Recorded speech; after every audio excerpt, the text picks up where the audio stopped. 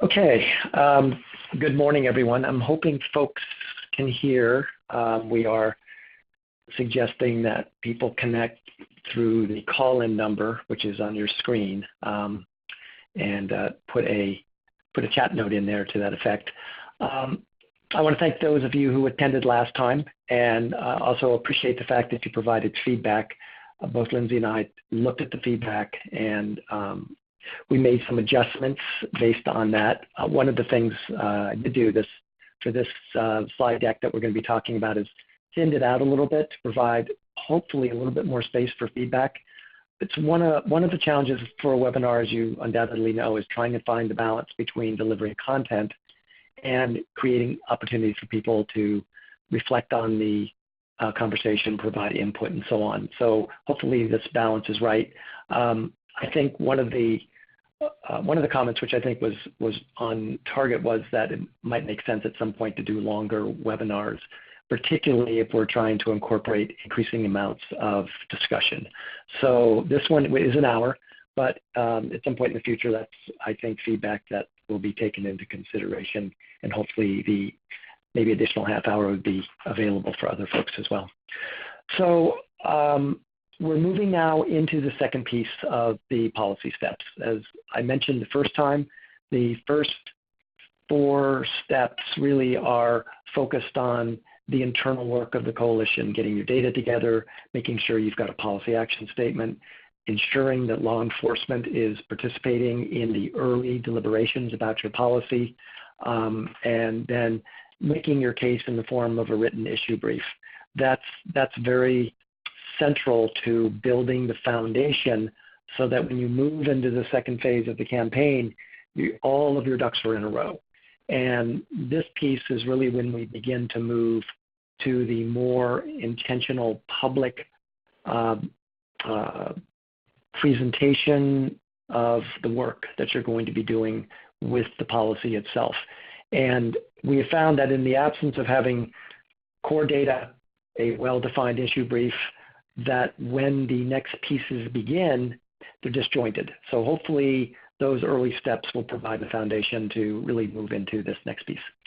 So this next slide is same as last time. We'll be doing the bulk of the presenting today with comments and polls and feedbacks from you all.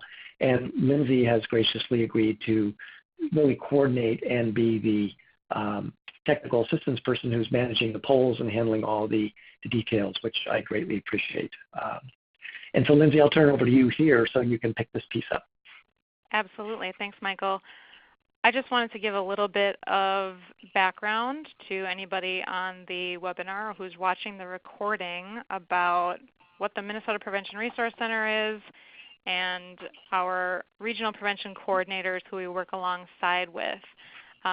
Again, my name is Lindsay Smith, and I'm the project director for the Minnesota Prevention Resource Center. And what we do is support people and organizations to engage in addressing the root causes of substance abuse. We do this by hosting learning opportunities like we're doing today and like we did with the first session of this series. We host an annual conference. We also host 2 sort of basic skills trainings. To learn about those and any of the events, learning opportunities we have coming up, you have the URL here on the slide. We also function as the communicators of news and information about substance abuse prevention in Minnesota. We are in process of doing a full redesign of our website, which is going to launch in October, actually at the annual conference. So stay tuned for that. Keep an eye out for that. And then like I mentioned, we work alongside Minnesota's regional prevention coordinators who are available to help you address the root causes I mentioned in your community through personalized consultation. There's 7 regional prevention coordinators who are assigned to a particular region of the state like you see on the slide. And so if you aren't already connected to your regional prevention coordinator, we really encourage you to do so. They're available to brainstorm with you, think about next steps, just in general learn about what your interests are in this area. And so I've also placed the URL for their contact information on the slide as well. Before we get any further, I just wanted to mention a couple of housekeeping things for those of you that weren't with us for session 1. If you need anything from me on sort of the technical end, like Michael says, that's part of the role I'm playing today, there's a raise hand button that you should see on your screen. Click that. I'll see that you have a question or you need something, and I'll respond to you directly. And then there's going to be 2 ways to interact with us today. We're going to be posing some discussion questions that we'd love to hear from you on in the chat box. So anytime you see that blue circle with the chat icon, that means that it's a discussion question. We'll also have a few polls for you to answer.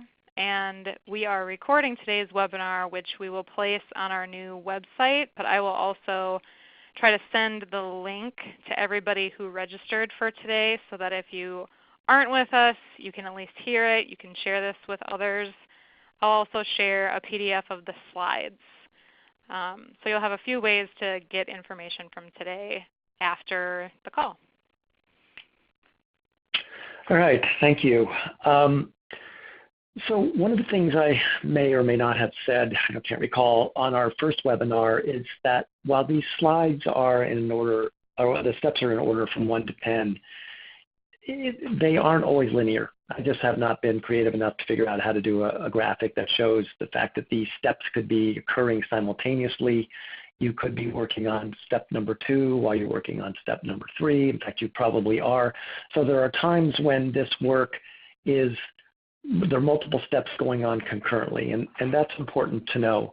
The way I tend to think of this is that there may be sequencing differences in each community, but generally speaking, doing the first 5 steps, getting us up through the policy language, is important to do before you go significantly public with your policy action statement, with your issue brief, because you really need to ensure that your coalition and your group has clarity on many of the fine points and what's going to be in your own policy. What are you going to recommend? Civil, criminal, social host, for example. What are the fines going to be? It's important that the coalition settled on that question, if there's going to be fines. Just what all of that looks like, and how are you going to frame the problem, and how are you going to frame the response to the problem? And the response in this case, as we've been talking about for the first 5, is a local social host ordinance. So this framing piece becomes very important. And framing then is reflected in the issue brief. We talked a little bit about that. But framing now becomes important when we really move into step 6, because as you have developed all the internal core materials for the actual policy itself, you're in a position to begin to talk about this publicly. And so the first slide here is a poll. We wanted to start, and for me it's always helpful to see a little bit about the kinds of ways in which you use media and how your coalition puts that into practice. Is it a subcommittee? Is it a full group? What's that look like? Is it being done primarily by the staff? These are important pieces for us to sort of know, because media advocacy, I'm sure, is a term many of you are familiar with, but it does reflect a significant paradigm shift in our thinking about the utilization of media. So if we could do the poll, that would be great. I'm sorry. Once again, I stepped into your piece, Lindsay. Sorry. Oh, not a problem at all. The poll is up and running, so everyone is free to enter their response. Looks like a few of you have done so already, so if you'll take a moment and complete the poll, I will close it when I've seen most of you respond.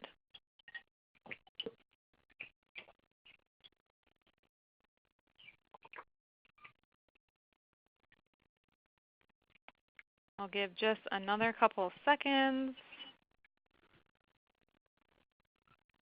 And seeing no additional entries, I'm going to close the poll. You'll see the full results here. Okay, that's really interesting. And it's not surprising. We have traditionally used media as a vehicle for promoting our coalition. One of the things that, if you recall back to when we talked about the data, and we talked about collecting data at the 5,000-foot level, which is the sort of big picture data, how we think about prevalence rates. It's really the level at which we begin to make a case for underage drinking. And then we move to the 1,000-foot level, which is the locations where that underage drinking is taking place that are most risky. And then, of course, the consequence data is in the weeds data, which really talks about what happens in those high-risk settings. Moving into a policy campaign, at some level, works best when the coalition has already begun to make a case for underage drinking in the media, either through doing op-eds, doing stories in the newspaper, other vehicles where you're communicating using social media, communicating to the community at large that there's a problem with underage drinking, because it's very difficult to move directly into a media advocacy strategy to talk about why it makes sense to focus on home parties and the consequences of home parties if the community hasn't already accepted and the work hasn't been done tilling the soil around the fact that there's an underage drinking problem in general. So it's been interesting when communities have moved directly into a media advocacy strategy prior to having spent some time talking about their underage drinking problem first. We often get feedback from the community like, well, I didn't even know I had an underage drinking problem. Why are we talking about house parties? Do we really have an underage drinking problem? Gee, what's that like?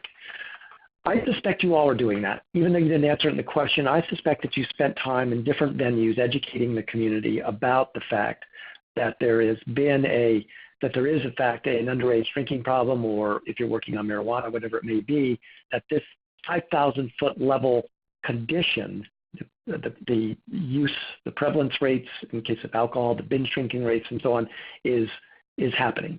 So I'm going to start from that assumption, and we talk about that first 5,000-foot level communication through media as a form of really social marketing of the problem.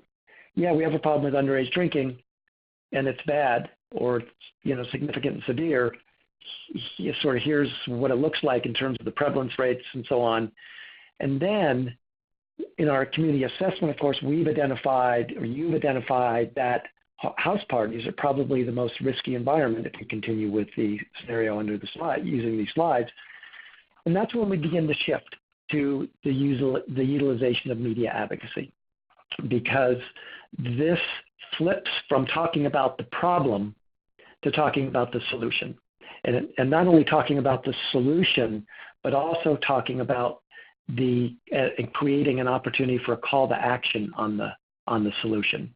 So this becomes now central, and this notion of framing that I talk about under the issue brief development, where we frame not only the problem, but we frame the solution from an environmental perspective as opposed to a individual perspective, is part of the critical element of how we talk about this issue in the media.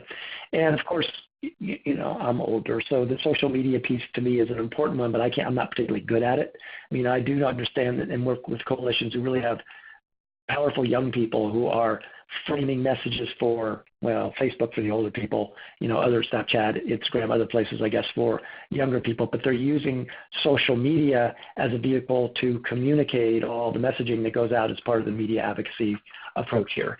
So the critical issue for all of us when we're working on a policy campaign is understanding your decision makers. Your targets in media advocacy are very similar to your targets for your issue brief, in the sense that you wrote your issue brief to the community, to speak to the community and to make a case to the people who are going to ultimately decide on your policy. Similarly with the media advocacy. So knowing that, then part of the first piece of really getting this clear in the context of what do is, what do people pay attention to? How do you separate your messaging about a social host ordinance from the clutter of media that everybody else is experiencing? And whether it's newspapers, whether it's blogs, whether it's social media platforms or other vehicles, it's critical in this phase of your campaign to be thinking about how do people get their news? How do people get their information? What do they pay attention to? In my own community before I moved here, when I lived in California, this was in the early 2000s, and I thought, well, the only media we really need to use is our local newspaper, and people are saying, no. Yeah, of course, decision makers read the local newspaper and they read letters to the editor, but who they really pay attention to is this one person who writes a blog. So if we can get this person who writes a blog sort of be sympathetic to the issue and work with us, then we're going to have a secondary, very powerful vehicle for communicating our media strategies, our media approaches, and our solutions, and so on. And in fact, that happened, and it was a big difference maker in terms of our ability to communicate where we were going. So we think about working strategically with our media. I've talked a little bit about the fact that social marketing is promoting health-related goals. This is addressing the underage drinking piece. But media advocacy is, as you can see the definition here, how we strategically use media to support our organizing and to advance our public health policies. So media advocacy is about the policy work. And I'll also say that, I understand media advocacy. I certainly can appreciate a well-crafted op-ed. I can appreciate a good soundbite. I can't make up a good soundbite. It's just not in my, whatever side of the brain that comes from, apparently is deficient in me. And also, I don't feel like I'm the person to train people in how to do media advocacy while I understand it. So I want to at least put out there that this is one of this really step 6 and to some extent step 7 are the two areas that I think it sometimes benefits coalitions if they don't have this capacity, the media advocacy capacity, not the social marketing capacity. If you don't have this capacity built into your coalition, this may be a place that it makes sense to ask for some technical assistance, because media advocacy depends on having the coalition members in your group serve as spokespeople for your issue.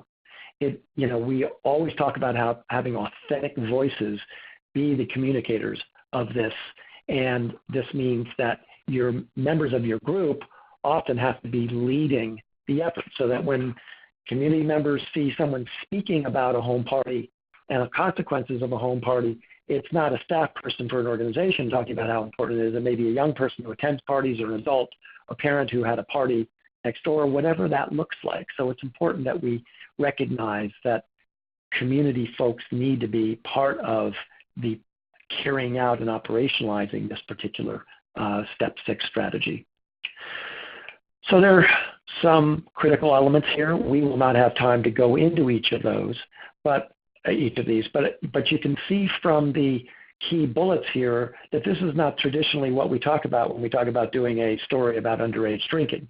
How are we framing it, thinking strategically about our targets, making sure we're shaping opinions to get them ready to accept and understand the policy solutions that we're talking about. We often talk about media advocacy as storytelling, making sure that embedded in the problem of underage parties, embedded in the consequences that are occurring, are stories that people can relate to, that they can identify with, that speaks to them in terms of their held values. So this storytelling then becomes a central vehicle, part of the wheels that move the bus forward in the kind of ways that we use media. So, having if you're working on a social host ordinance, it may be very appropriate to do a ride along with the police department with a reporter, excuse me, where you're actually visiting a home party and you're telling the story about what's happening there. And then the quotes and the testimony that comes out of that are through authentic voices. We also ask for change. It's not enough just to educate people about the problem. Media advocacy takes it to the step of saying, this is what it looks like. This is how people are experiencing it. This is where it's happening. This is really the local condition. This is how it manifests in our community. Here are the consequences of it, and here's people talking about the consequences of it. And we need to change this. And the way we change this is through the adoption of a social host policy that has been replicated across the country and has been shown to be effective. We also anticipate the oppositional arguments. We know what people say. We've done these policies in so many different communities that many of the responses about why it's a bad idea kind of look the same with just a local flavor to them. So we think about those and we include those in our speaking about the actual approach. So, how we talk about this is important. There's lots of ways to talk about and frame a home party. For example, you could say, gee, loud parties are occurring in the neighborhoods, or you can say neighborhoods report being fed up with loud parties in their neighborhood. House parties around campus are out of control. The way we frame the front of this from a media advocacy perspective in many respects determines if this messaging gets through the clutter of all the other messaging that people are subjected to. So how you lead often dictates to whether people move from the headline into the first, second, and third paragraph of whatever media source they're looking at, including your issue brief. So we think carefully about how we frame and tell our story from the front end. And we use this notion of sound bites. We talk in short sentences that have value built into them, values built into them that reflect the way that people think and understand the problem. So as I said, I'm not necessarily a good person to do a soundbite, but what my experience is that if you're thinking about ways you want to talk about your social host problem in a short, concise way, if you put that out to your coalition, I don't think there's been a time where there hasn't been someone on the coalition who can come up with a good, locally framed soundbite that reflects the particular point you're trying to make. And so, the whole notion of I don't want another parent parenting my kids by allowing them to drink at a home party, that's not a good soundbite. It's a reasonable concept, but someone needs to be able to figure out how to say that more tightly, that in a way that will resonate in your own community. It brings up the value of parenting and how important parenting is. It brings up the value that parents should be parenting their own kids, not parents shouldn't be parenting somebody else by allowing them to raise drinking. So it's a soundbite that's deeply embedded with values that need to be surfaced early in your communications as a coalition about what's important to people around this home party thing, why are they concerned about it, and then they get reflected and built into soundbites. So we have another poll. Lindsay, you want to take that away? Yes. The question posed here is for you to complete the following sentence. So starting with media advocacy is, and you can select any of these that apply. So if you would take a moment and think through that, select which ones apply to you. We'll give just a minute to complete the poll.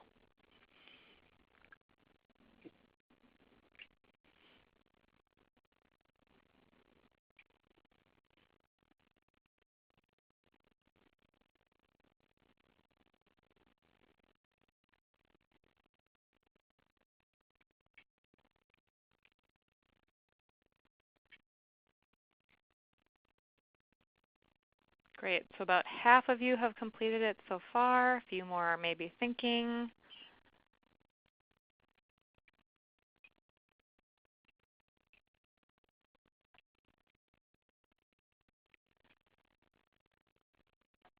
All right. Thanks to those of you that completed that. I'm going to go ahead and close the poll. And here are your results. Good. So it looks as if media advocacy is being used by 55% of the people, which is great. And the others have indicated that it may be a good fit. So it sounds like those of you who are using media advocacy techniques are comfortable and familiar with them. And there may be a point in time in the future where those who are using media advocacy can perhaps talk about that with other coalitions who are just beginning to move into that direction as they sort of launch their policy work, or even if they're in a campaign. So one of the values of doing a webinar sometimes is you pick up technical assistance areas and you identify people in groups who are already doing some of the key skill sets that are needed to carry out the policy work in this case, and they can become then experts and resources for other members in the state who are working on this. So thank you for doing the poll.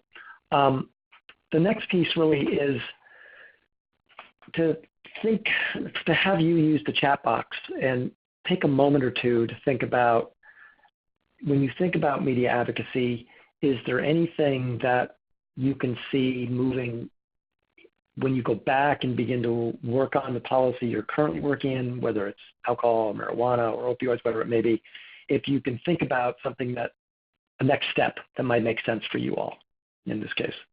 And I did media advocacy in 3 seconds, really. The concepts behind all of those slides, and I purged or cut out 6 or 7 additional slides that go into more detail just because we don't have time to do it. So I recognize that the core of how you do media advocacy was not talked about here, but more the approach and the framework for media advocacy was really what was presented. So I understand that, we didn't get into the key, how do you go out and do this? But I'm still interested if there's any natural steps for you all. So I have opened the group chat in your chat box, so you should be able to enter a response to the question posed for everyone to see.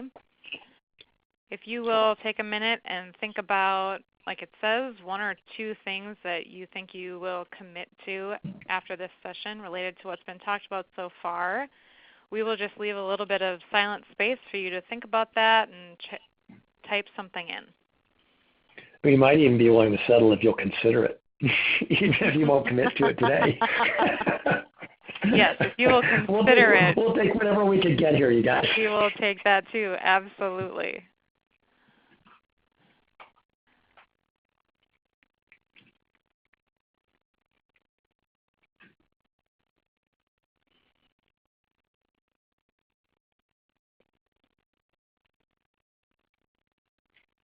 While we're waiting for your responses to come in, Michael, I'm curious if there are a couple of things that come to mind for you that are kind of clear, maybe first steps that one of the listeners might do, or one of the folks that's listening to this as a recording, what an initial step might be.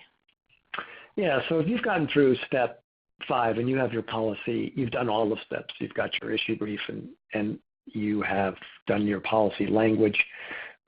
One of the first steps in a media advocate to begin thinking about launching the media campaign is to bring your coalition together. And I would do this as a whole coalition as opposed to just a subgroup that might be working on the media advocacy approach, is to have people talk about, in the context of social host, what are the important values they have? What's important to them? What are some of the concerns that they have about the policy? And those will have been talked about, of course, because you can't write an issue brief without also already sort of surfacing some of the concerns that people in the coalition have. But when we talk about values, media advocacy is value-driven, and values trump facts. And we'll talk about this a little bit when we get into the later pieces of the steps. One of the biggest mistakes we've seen coalitions make is when they go up and they talk to decision makers about a problem, and they're really presenting their policy, all they talk about is data. And they don't talk about the values and the stories that people have. So thinking about out loud the values that your community feels very strongly about and writing them down become important. So that's great. One of, like a value of independence, self-reliance. These are critical things that we then incorporate into the messaging. Wonderful. Yeah, great advice. We have had a couple of you add your comments into the chat box. So Katie is committing or considering learning where her coalition's audience gets their information and news and strategically engage that way, like you had talked about. Alyssa is thinking of including comments on a blog from community members showing their support on that topic, having that be shared on social media. And Laura is thinking about, or their coalition is planning to pitch their message to their media partner prior to publishing it. So ensuring that the coalition's vision and coalition's values are understood. That's great. You've got a media partner, and hopefully your media partner is steeped in the media advocacy work, and as well as the social marketing aspect. So that'll be, or hopefully that'll be something you could also, if you don't already know, look to and see if that's a skill set that they can bring to this with you. Okay, so I'm also looking at this next one. Specifically, we'll use this data to reflect with our strategic plan goal to start an education campaign on social host ordinances to explain what is, why it's good, and how it's enforced. Yeah, that's great. And so I'm taking from that you've probably already done some work, if you will, marketing underage drinking as an issue, and this sets you up then to move directly into the campaign. And I think it's good to frame the media work as educational. Although it has a call to action, certainly, we do education, and I know we want to stay on the right side of the line of lobbying, and there are ways that you can do the call to action. There's not lobbying, but talking about it in the context of an educational campaign, I think, is a very strategic and wise way of moving forward with it. So thank you. Anything else, Lindsay, or should we move on, do you think? I think we can move on. Thanks, everybody, for your comments. Yeah, thank you. So now we move into community organizing. And this is such an interesting topic because coalitions often talk about doing community organizing. And while we won't get into the nuanced distinctions here, really think what we see more often than not is coalitions do community mobilizing. They try to mobilize people to support what they're doing. And that's a critical element of any campaign. Community organizing, though, is a little different. Community organizing often talks about engaging people in a longer-term relational kind of way, so that you might go out and meet someone in the community who you think is interested in your policy work, and the primary purpose for that interaction is to say, gee, could you come to the city council meeting on the 5th of May and support us? That's transactional relationship. There's nothing wrong with it. You got to do it. It has to happen a lot. Community organizing backs that up a little bit, moves it upstream a little more, and looks at building longer-term relationships with people in the community who then become advocates for your cause, deeper support. That doesn't mean they have to join your coalition. It often looks at them in ways where you're able to link the work of your coalition to their own interests and concerns. So it's a little deeper relational piece. But that being said, the core issue, the core steps around community organizing to get your policy passed is thinking about engaging both grass tops, and those are the people who are influencers, and we'll say a little more about that, who can in fact influence and have weight with the decision makers, and the grassroots.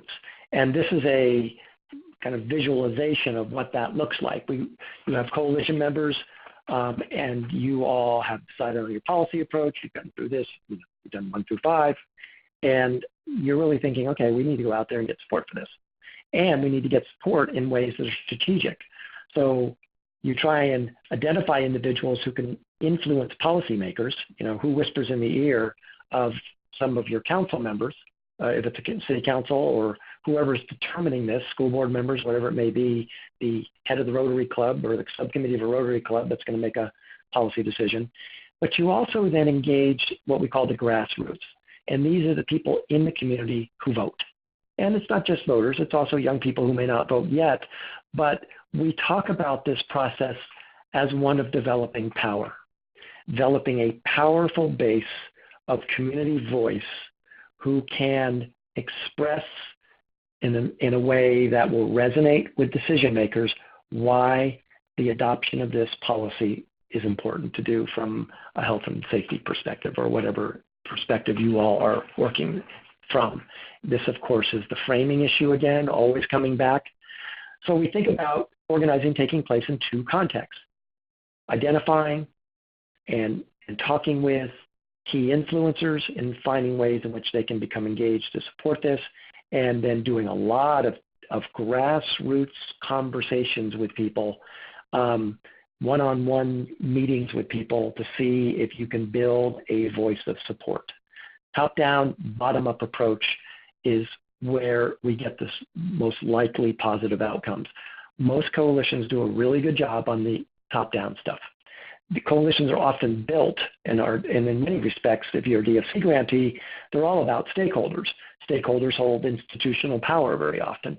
And the sort of framework that DFC is built off of, and others, in some cases, strategic SPIF sites and so on, county dollars, state dollars, is bringing key stakeholders into the room to make decisions about how you're going to move something forward. And while you need those key stakeholders, where we often don't have the base is having a base of residents. And so if you only rely on the key stakeholders and you don't have a base of people who are a strong base, a powerful base, a vocal base, then the chances of the policy passing are reduced. So we look at both of those as being necessary and essential. In thinking about your top-down piece, we talk about what's called doing a power analysis. And the power analysis is a process that really looks at who do we need to talk to and where are our decision makers and who can influence our decision makers.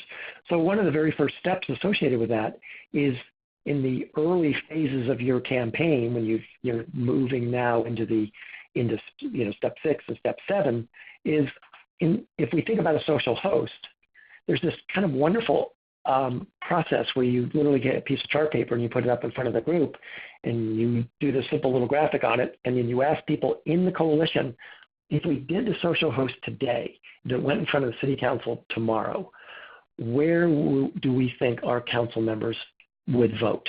And you're going to see people, you have this discussion. It's a rich discussion. Well, I know council member so-and-so, and I think they're going to be right in the middle. Well, I know council member so-and-so. They're as far down opposed as they could possibly going to be. So this is a kind of preliminary temperature taking of who your allies are, who your opposition might be, who's in the middle. And one of the key rules of thumb is that if you have 7 council members, you only have to be able to vote 4. You only need 4 votes to move your policy forward. Ideally, you want more. In the perfect world, you want a unanimous decision around the vote. But you start looking at this preliminary assessment of where they sit on the opposition support continuum, and you begin to focus on those people who are in the middle. Because the strongest opposition, you may be able to move them, but it's going to take a whole lot more resources to move a strongly opposed person than it is to move some person who's just on the left-hand side of the neutral line over to support. So there's a principle around this that you only need to get 4 out of 7, 3 out of 5, whatever the majority number is, and you work on framing your messages to the people and finding influencers who you can move over to get at least the minimum number of votes you need. Doesn't mean you ignore the opposition. It's important to talk to those folks, find out what their oppositional arguments are, incorporate some responses to that in your outreach and in your communications, but you're not going to put the kind of energy into moving them as you might someone who's movable in this. And this is a flexible line. You do this kind of work periodically to see where folks are lying on the continuum. And it's fun to see people move from neutral to support or from slightly opposed to neutral, and it gives the coalition a sense of progress in their grass tops effort. One of the tools we use to help us think through how to influence those people and who can influence those people is this power analysis template. And so when we talk about who are the most important people, we're really talking about the council members. Who do you need to talk to before you talk to him or her? You can see where these steps are. And it allows you to think structurally and systematically about how to get to your decision makers. And we focus our outreach initially on moving the slightly opposed or on the fence over to the support. And then later maybe come back and work on the opposition. So this is a very useful template to work from, and it's a great tool to train your coalition members how to think strategically, if they don't already do, around how to influence grass tops and how to think in terms of moving grass tops influencers into action on behalf of our campaign to support and vote on the policy. The grassroots piece is what it is. It's a lot of outreach. It's encouraging people to spend time working with you in some small piece of the campaign. If you think of this as a campaign, there's lots of work to be done on lots of steps. And a person does not have to join your coalition to be a participant in helping pass the policy you're interested in. In fact, most people won't. And so often people recruit. When they go out and do a one-on-one and talk to a community member, they say, do you have a concern about this? Oh, yeah, I do. Come join our coalition and help us work on it. People don't always have time to join the coalition. And you probably know this, but we talk often about recruiting to the task or recruiting to the campaign as opposed to recruiting to the coalition.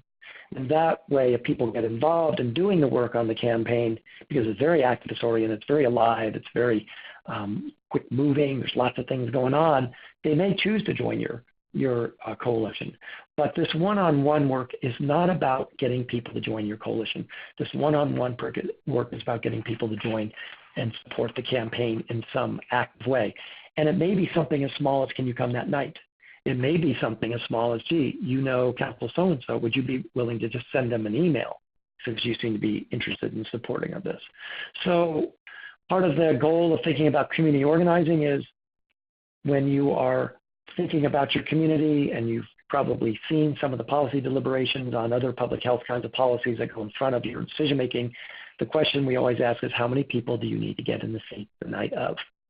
And people come in the coalition needs to decide that.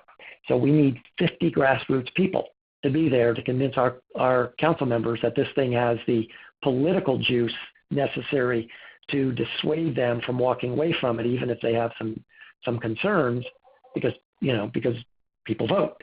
So they want to be seen as doing the right thing. Figure out what that number is and make that number plus 25% more your target. So if you need 50 people to be in the room, 50% more, go out and see if you can get commitments from 75, because you always get attrition. So this is all about moving people into action and basically getting them to move and support your campaign over the life of steps 6, 7, 8, and 9. We're really, because 9 becomes essential, the actual authorization and carrying it out becomes essential, and you need community members to be engaged then as well. It doesn't stop, as I said, just at the hearing if you win and they vote in favor. So a little discussion here. I'm most interested in this, in hearing from you, your experiences. We often hear how difficult it is to engage residents in this work, but I'm really interested in hearing your experience both with influencing top-down folks and generating a base of grassroots supporters around some policy work that you've done. Great. So again, like the last discussion, if you would take a moment and think of an example, enter that in the chat box. The chat is enabled and ready to take your comments.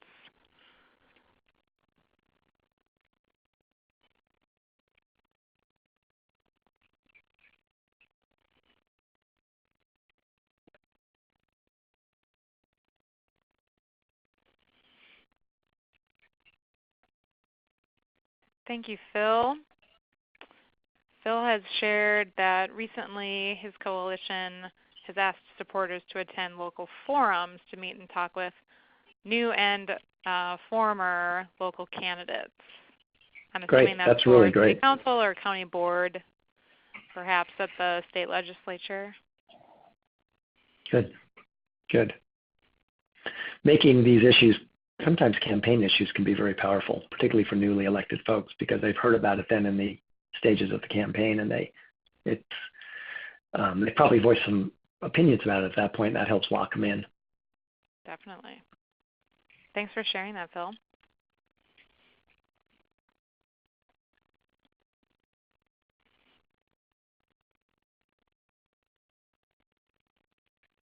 Well, I realize we have about 15 minutes more.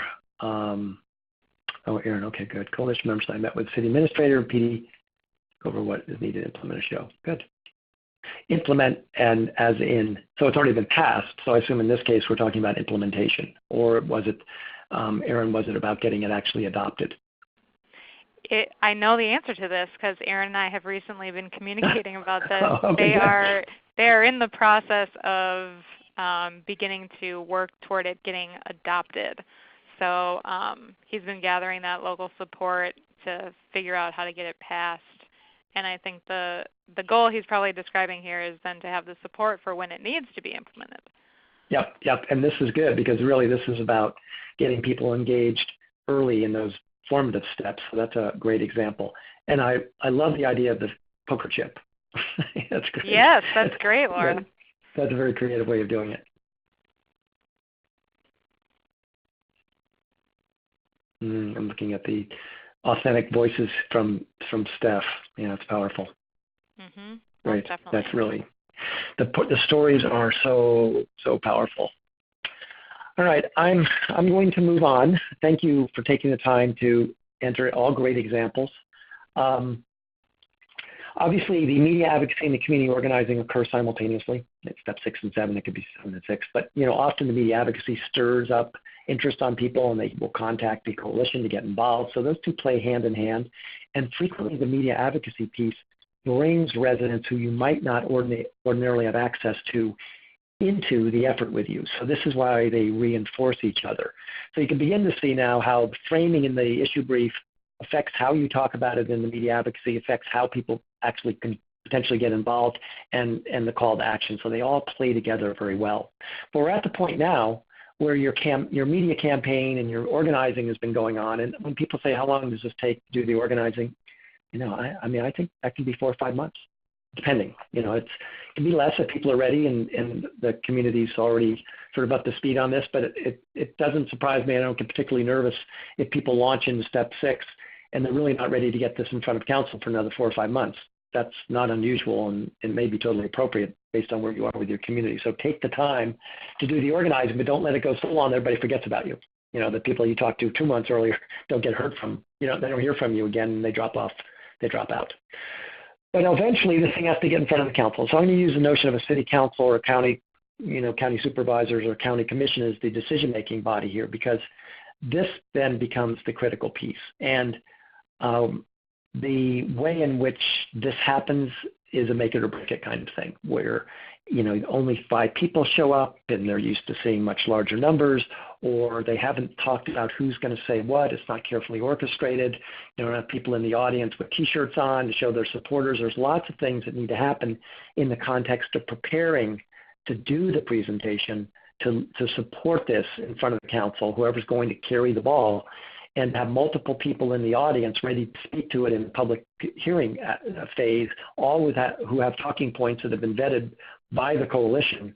That's a really critical issue, and we encourage coalition members before they have the hearing to actually do a mock city council meeting or a mock county council meeting and have people play, the council members play where they think they are in terms of support and opposition, have pieces, and then have members of your coalition as audience members and play it out. Just role play it. It's both fun and it gets you ready to do it.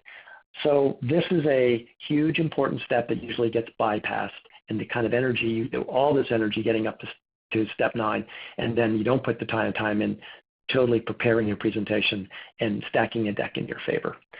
And so we've seen circumstances where people do have this, they don't kind of put the energy in, and boom, you think you've got it. And then the next thing you know, because there's not enough people in the audience or whatever, someone makes a compelling argument, the council members walk away from it. Even people you thought were going to vote for it don't. So I'm interested here in this poll, if you would just give your experience here. Yeah, this is a simple one, just a yes or a no. Have you experienced a local decision-making body vote down a local policy? And while you are responding to that, next is another discussion question that we want you to be pondering is, what do you believe was the main contributor to that decision, either way it went? So be thinking about that, and if you have a response, you can start entering that into the chat box whenever you like.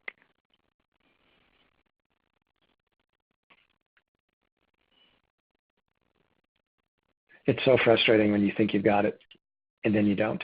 And there's been times when I've seen coalitions, for whatever reason, it's a rainy night, it's a cold night, it's a snowy night, people you think are going to come can't come, something comes up, and you don't have your key supporters in the room. I've actually seen coalitions go up to their champions on the council and say, could you pull it tonight? Don't vote on it. And, come up with some excuse and, sort of live to present another day. So it becomes a critical strategic time for the policy. Definitely. That's great food for thought, especially for us in Minnesota with snowy evenings are on their way in a few months. So it looks like of the people who responded, it's split. Yeah, it's 43% have seen it go down. I'd love to have an hour just to hear all of those stories. I'm afraid at this point we'll have to settle for a couple of comments if we could. Yeah, so if you do have comment about what you think the main contributor to that was, feel free to add that into the chat box. So maybe in the interest of time, because we're getting down to the end here, if I could, let me just start talking about step 9. And I think I may have said this in the first webinar, I'll repeat it, that the campaign, we talk about policy campaign, we talk about the first half of it being steps 1 through 8. The second half of it is step 9 and 10, really step 9. That policies often are not enforced. We know that. The policy action steps are built to ensure as strongly as much as possible that they will be enforced, because you've got the enforcement agency involved from the beginning. You've built a vocal core of resident support, so if it doesn't get enforced, people are going to be concerned about it and upset. So we try to line the ducks up so that it's going to work well, but that doesn't mean that it does.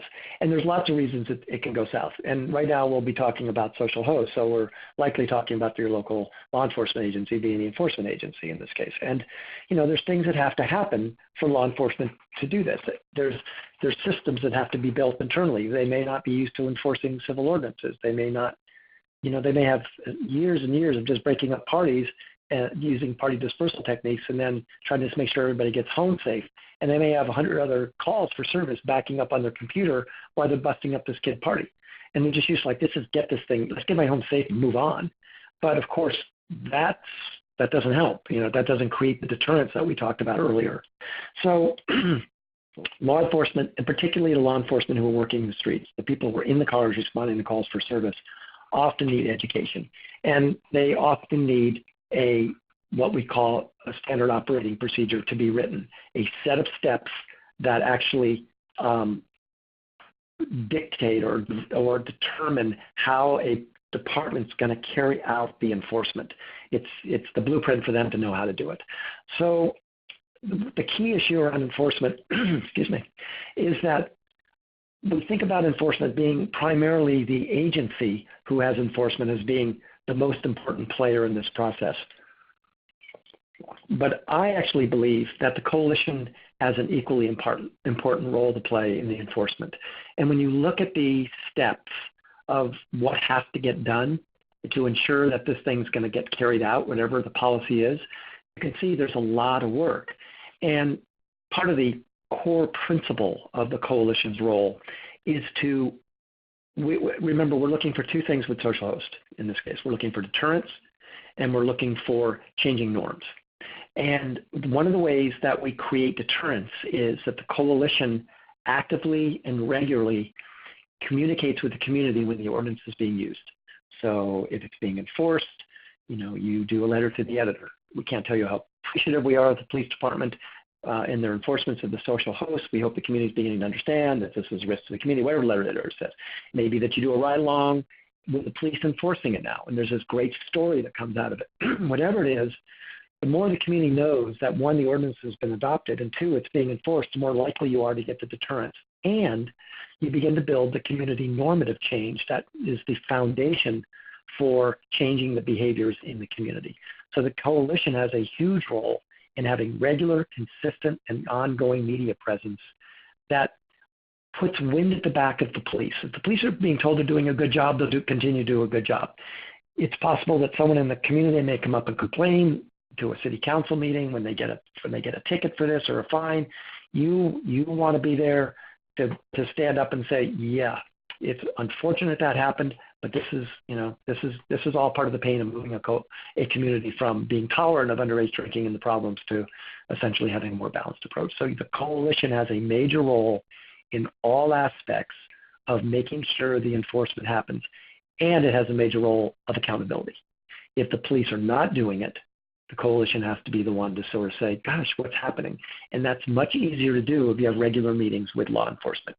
Which is step 2. Sometimes what happens is the coalition or the law enforcement agency may take 3-4 months to develop the standard operating procedure, the SOP, and then another month just to train it. Well, that's going on. They're not enforcing it. So coalitions get the wrong idea. They think, well, these guys are slacking. When they're not, they're just trying to build the infrastructure so it's done well and the data can be collected appropriately. Having these regular meetings with law enforcement, and by regular I mean, every couple of weeks, it's important because when it's used, you need to know on Monday, not 3 weeks later when it's actually enforced. So this then is the critical element. These are the critical steps. There's a whole series of slides that talk about what each of those looks like that, I'm happy to make available to you if you want them, but it's the piece that we actually turn our head. We tend to move from the policy adoption and move on to something else. And you need to have at least a subcommittee whose primary job it is to make sure that the thing's actually being done.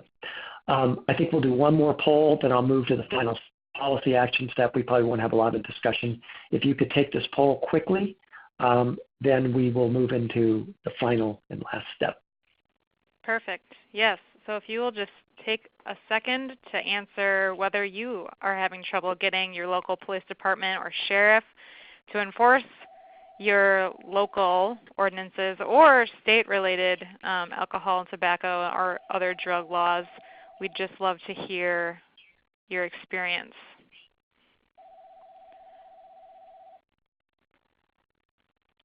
We'll leave this open for just another couple seconds. And I'm going to go ahead and close the poll. Good. Looks like the majority of those of you who did have a chance to respond have not had a problem. I think it looks like 2 of you have had an issue. Yeah, we only had 6 responses. It's another really interesting. We're in some of the conferences where we're talking about social hosts now in different states and nationally. We're really talking a lot about how to get enforcement, and we're having law enforcement come in and have those conversations with us. So we're learning from them. So thank you for taking the time. The final step here is evaluation. And obviously we need to know, did the policy work? And so you have to know what data you're going to collect at the front end before, so you could do a follow-up to find out. So if you used, when you were making your case back down in step 3 and you're collecting all your data, revisit that data to determine what can we follow up on. So if you use police calls for services to loud and unruly parties as one of your measures, a year later, a year of enforcement later, how's that look? You may want to track the actual number of citations that's being used over month after month after month. I think the coalition has a shared responsibility with law enforcement to determine what those measures are. It's not just the police who have that determination or sheriff. You all get to decide that in collaboration with them because they're going to be providing you some of the data. But you also may want to track and do some key informant interviews or focus groups. So lots of ways to know if it worked. But more than that, or in addition to that, we do these policy work and we follow these steps largely to build the capacity of the coalition to do another policy, to continue this level of upstream environmental work. And so we should be assessing at the end of the campaign, how did it go? What do we need to do differently in our coalition? Do we have all the right coalition members to do this kind of work? Did we get too strident? Were we too soft? Did we get in too easy? There's lots of questions and it's healthy to have that kind of debrief with your full coalition, win or lose. Either way, this needs to happen, but we don't often take the time to reflect and think about how could we do this better next time? What would we do differently? What worked, what didn't work? And then, of course, the appreciation to everyone through some sort of a celebration dinner, whatever it may be, is a really critical piece. So 2 pieces to evaluation: evaluating your coalition role in this and its process, and then evaluating through development of measurements, did it work or not work? So finally, one of the things that Lindsay and I talked about ahead of time was what's on the horizon for you all. And apparently, this is on the horizon for you all. The potential for expanding the marijuana availability through either expanded medical marijuana or recreational marijuana, whatever it may be, at some point. And this is an area that I know many of us have a lot of concerns about. It's a challenging, tricky area to get into now. We're really talking about a development of a brand new industry, a multi-billion-dollar industry that has a tremendous amount of power and is driving the conversation and driving the policymaking at the state and local levels. So I think one of the questions that, Lindsay, you can sort of weigh in here, but I just put this here because we had talked about whether or not there might be some interest in the future to really start talking about the whole marijuana scene and what it looks like. Right. Yeah. So this was, as Michael just shared, kind of an ode to, we know that in Minnesota, for many of you, this is a concern, and this is an area or a topic area that you're grappling with and your coalition members are concerned about. So it's a possible topic for another webinar, applying this concept perhaps to policy steps or otherwise. We are just a little bit over time, so I'd like to thank everybody and Michael for leading us through another great session today. Thank you all very much for your great interaction and your comments. I think that really added a lot to the content today. If anybody does have additional questions for Michael, since we weren't able to open it up for time dedicated to that today, please feel free to send them to me. I will pass them along or connect you to Michael as is appropriate. And finally, as is up on the screen right now, I again want to invite all of you to join us for additional learning opportunities in the future. The next one we have coming up is our annual conference that I mentioned at the beginning. It's October 25th and 26th in St. Cloud. You can get more information at the link above. And after that, we have our next substance abuse prevention skills training, which is that basic skills course I mentioned before and provides really a lot of the background and even more in-depth concepts that Michael kind of alluded to throughout his 2 sessions of this community organizing and what it looks like to build a coalition. And so we are hosting another one of those courses this December in Rochester. So you can get more information on all of that at the link above. And again, thank you so much, Michael, for 2 great sessions. Well, thank you guys. I appreciate you hanging in with me. Absolutely. All right. Thanks, everybody, and have a great rest of your Friday.